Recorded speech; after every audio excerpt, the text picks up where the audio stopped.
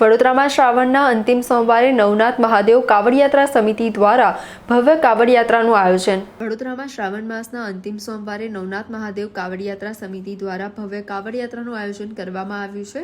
સવારે 7 વાગે સિદ્ધનાથ મહાદેવ મંદિરથી કાવડ યાત્રાનો પ્રારંભ થશે અને સાંજે 7 વાગે જાગનાથ મહાદેવ ખાતે યાત્રાનું સમાપન કરવામાં આવશે।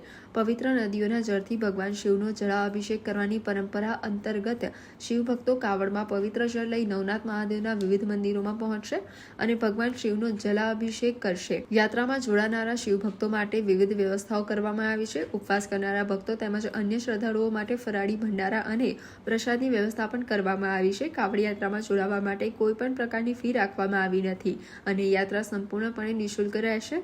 આ પ્રસંગે વડોદરા શહેરના મેયર ગીતાબેન મકવાણાએ શિવભક્તોને કાવડ યાત્રામાં મોટી સંખ્યામાં જોડાવા અપીલ કરી હતી। તેમણે પોતે પણ આ પવિત્ર યાત્રામાં જોડાવાનું જણાવ્યું હતું અને વડોદરાની જનતાને ભગવાન શિવના જલાભિષેકમાં સહભાગી બનવા આહ્વાન કર્યું હતું। નવનાથ મહાદેવ કાવડ યાત્રા સમિતિના નીરજ જૈન દ્વારા પણ યાત્રાની તૈયારીઓ, આયોજન અને ભક્તો માટે કરવામાં આવેલી વ્યવસ્થાઓ અંગે માહિતી આપવામાં આવી હતી। શ્રાવણના અંતિમ સોમવારે યોજનારી આ ભવ્ય કાવડ યાત્રાને લઈને શિવભક્તોમાં પણ ભારે ઉત્સાહ જોવા મળી રહ્યો છે। નવનાથ મહાદેવ વડોદરા શહેરના રક્ષક દેવ છે। આ નવનાથ મહાદેવને વર્ષમાં એક વખત પવિત્ર નદીઓના જલથી જલાભિષેક કરવો અને જેના આધારે મહાદેવે જ્યારે સમુદ્ર મંથન વખતે જે ઝેર પીધું અને આજ દિન સુધી કળિયુગમાં દેવાધિદેવ મહાદેવ લોકોના રાગ દેશ રૂપી જે ઝેર પી રહ્યા છે એ ઝેરને શાંત કરવા માટે આ પવિત્ર નદીઓના જળથી જળાભિષેક કરવો એવું ભગવાન વિષ્ણુએ કહેલું અને આ વાત સ્કંદ પુરાણ અને શિવ પુરાણમાં લખેલી છે અને ત્યારથી કાવડ યાત્રા શરૂ થઈ। વિષ્ણુ ભગવાનના કહેવા મુજબ જે લોકો દેવાધિદેવ મહાદેવને શ્રાવણમાં એકવાર જે દિવસે કાવડમાં પવિત્ર નદીના જળ લઈને ચઢાવે છે એ દેવતા સ્વરૂપે છે, દેવતા અને દેવી સ્વરૂપ। અને આપણા સનાતન ધર્મમાં ભાઈઓ બહેનો તમામ લોકો ભક્તિ કરી શકે છે। આપણે ત્યાં જેન્ડરનું મહત્ત્વ જ નથી, દરેક આત્માને મહાદેવની ભક્તિ કરવાનો અધિકાર છે। આને ધ્યાનમાં રાખી જ્યારે નવનાથ મહાદેવ વડોદરા શહેરના રક્ષક દેવ અને જેવી રીતે આખા ભારતમાં 12 જ્યોતિર્લિંગ છે, વડોદરા શહેરમાં નવનાથ મહાદેવ પણ જ્યોતિર્લિંગ સ્વરૂપ છે અને આ જ્યોતિર્લિંગ સ્વરૂપને વર્ષમાં એકવાર જળાભિષેક કરવાથી એમનું ઋણ ઉતારવાનો આપણે એક પ્રયત્ન કરીએ છીએ।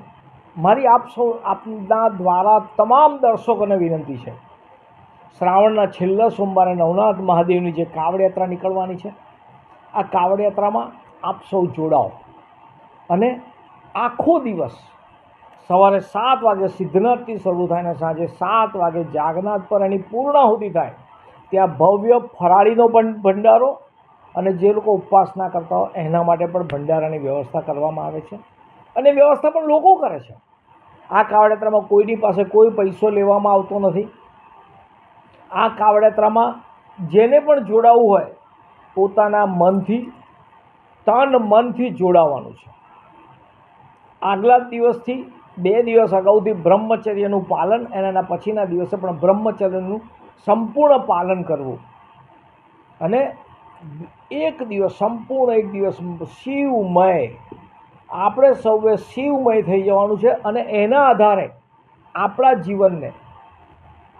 જીવને શિવ તરફ લઈ જવાનું એક પગલું આગળ વધવાનું છે। આવો એટલે તો અમે કહીએ છીએ, જોઈશું રહ્યા છો નવનાથ મહાદેવની કાવડ યાત્રામાં જોડાઈ આપણા જીવને શિવ તરફ લઈ જઈએ। હર હર મહાદેવ। નમસ્કાર। શ્રાવણ માસનો પવિત્ર દિવસ જે અત્યારે ચાલી રહ્યો છે ત્યારે મહાદેવ ભોળેનાથની અસીમ કૃપા આપણા વડોદરાવાસીઓ પર થઈ રહી છે અને હર હંમેશા મહાદેવની કૃપા આપણા વડોદરાવાસીઓ પર થતી જ થાય છે અને થતી જ રહેશે।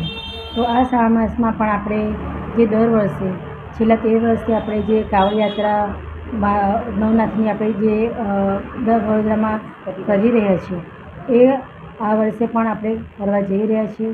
તો આ શ્રાવણ મહિનાનો છેલ્લો સોમવાર, જ્યારે છેલ્લા સોમવાર એટલે કે 7 સપ્ટેમ્બરના 2026ના રોજ સવારે 7 વાગે સિદ્ધનાથ મહાદેવ મંદિરથી મહાદેવની આરતીનો આરતી કરીને આપણે સૌ ભાવિક ભક્તો આરતીમાં જોડાઈએ તેમજ તેથી આપણે યાત્રાનો પ્રારંભ કરીશું. તો સૌ ભક્તોને મારું આહ્વાન છે કે આપ પણ સાથે જોડાઓ. હું પણ જોડાવાની છું અને મહાદેવની અસીમ કૃપા આપણા પર રહે અને આપણા વડોદરાવાસીઓની સૌની મનોકામના પૂર્ણ થાય અને સૌ ભાવિ ભક્તોને જોડવા માટેની મારે આહ્વાન છે.